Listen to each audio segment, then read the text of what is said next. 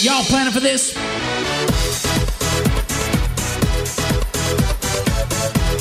Welcome back, TPR Nation. This is your co-host, Micah Shalansky, with another mini pod, Tips from the Trenches. You know, one of the things that I really enjoy talking about is fees, right? Yes, I know you guys know that by now, or if you're a new listener, you're going to find that out really quickly, because the service that we provide can deliver infinite amounts of value to our clients and really transform their lives. And so often us as advisors, we look at it and sometimes we just do it wrong, right? We let head trash get in our way. So when I want to talk about fees, I don't want to talk about a conversation, how to have a fee conversation with clients, because really that's not the first thing you need to deal with. This is about you. This is about your head trash, right? Where did fees come from? Everyone says, right now, 1% is the fee. Why? Where does that come from? Does anybody know? I think somebody has made it up and it sounded like a round number and it was easy math. And so everybody moved forward with it, right? But that's a completely arbitrary thing. So I'm going to step back and say, what value do you provide doing financial planning? Break down your steps, right? So my steps, I have 5 steps in financial planning: estate planning, risk management, retirement income, investments, and taxes. Break down each one of your main steps that you do and go put a dollar amount in it. How much is estate planning worth? Well, I can tell you the flip side. I can tell you about an estate planning that went wrong and cost $1 million in taxes, right? Because just everything went wrong with that scenario that was there and it totally could have been prevented. So what is proper estate planning worth for your normal client? What about risk management, right? Fancy way of saying insurance. How much is risk management, proper risk management planning, really worth to a client?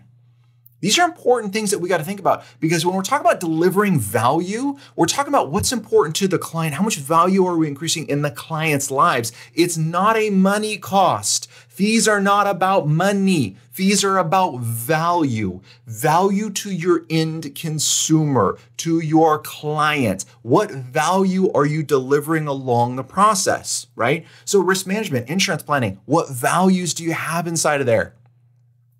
Retirement income. What value is going to be there, not only for they know what retirement income is going to come in, but to have a lifetime stream of income that comes in that they can't outlive. What about maximizing their Social Security benefits? You want a quantifiable number? Perfect. Quantify maximizing their Social Security benefits. How much of a value is that going to be? Investments, right? This is a good quantifying one. Now we can have a fun little debate about this one. How much value does an advisor have? Here's the easy one that I'm going to give. Fidelity has come up with multiple studies, and basically what it says, advisor managed accounts outperform individual accounts by generally 3%, right? I'm summarizing the study. You can go Google it, the Fidelity one that's out there. But basically what it says is that 3%. Why? Do advisors have secret access to things that clients don't? No, our inventory is the same, right? It's all out there for pretty much the same, right? There's some captive stuff, but anyway, we won't go down that path. All right, pretty much always the same. What's the difference? The difference is our long-term approach to investing, right? So right there, you're adding a 3% value. So what's your target client, right? $500,000 investable assets, $1 million investable assets. Right there is 3% that you're adding right off the gate. What about tax planning? How much value can you add in tax planning? That's going to be there. You should be able to add tens, if not hundreds of thousands of dollars in tax savings over the lifetime of a client. This could be simple with redirecting where their contributions goes. This could be Roth conversions. You could get into more complex things, but it could be really, really simple as well. So when you look at all those 5 areas and you add them up, you should be coming up with hundreds of thousands of dollars of value, if not millions, right? You provide a tremendous value to your clients that's there. Why aren't you charging for it? Why do you discount your fees? Why do you have head trash about 1% or less than 1%? Why? Where is that coming from? You need to fill your head with the value in which you offer. This is the huge part. Joe Lucas, who's my coach, he does a phenomenal job talking about this, especially in his business planning, right? Breaking a lot of these steps down and saying, great, you need to charge based on the value in which you're providing. We are not a commodity. We are not selling for the lowest price. You know what? Vanguard's doing that. Awesome. They're doing a great job. Not the market I'm competing in. Schwab can do that. 30 bips for financial planner. Not the market I'm competing in. I'm competing in the maximum value to a client, which is the same place you should be competing in as well. So how are you doing that? So action items for this week: break down your financial planning process. For me, it's 5 steps: estate planning, risk management, retirement income, investments, and taxes. Those are my 5 different areas.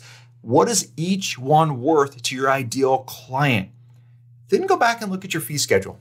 Is it really commensurate with what you should be charging?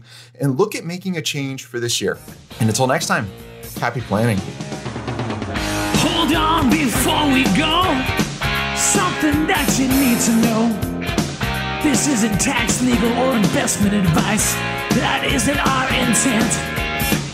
Information designed to change lives. Financial planning can make you thrive. Start today, don't think twice. Be a better husband, father, mother, and wife.